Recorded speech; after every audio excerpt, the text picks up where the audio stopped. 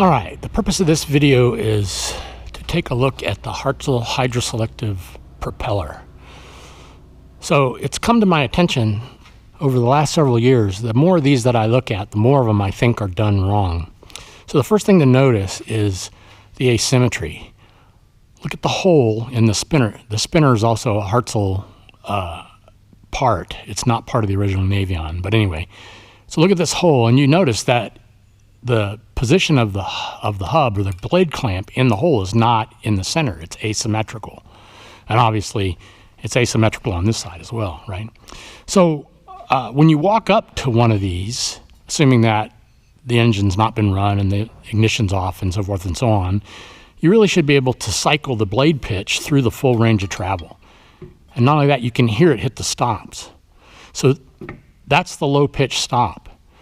And that 1/8 of an inch or so is the sum total limit of the entire RPM range for the engine. Why is that important?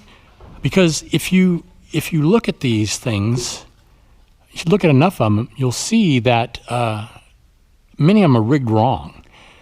And that's a real problem, because you can destroy the engine with poor propeller rigging. So this one's rigged right, this one's mine. It took me only 30 years or so to figure this out. The problem lies in the fact that these clamps are not the original design clamps. Hartzell has beefed them up twice. So these clamps are super large. You can see there's very little clearance between this nut and the spinner, the edge of the spinner.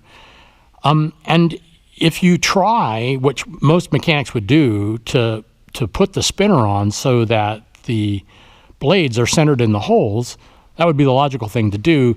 That causes an interference with the jack plate,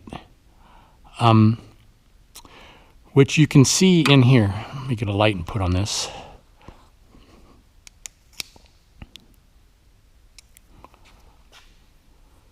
So you can see this is the jack plate, and as you rotate to high pitch, low RPM, it comes back a little bit, but you really can't see.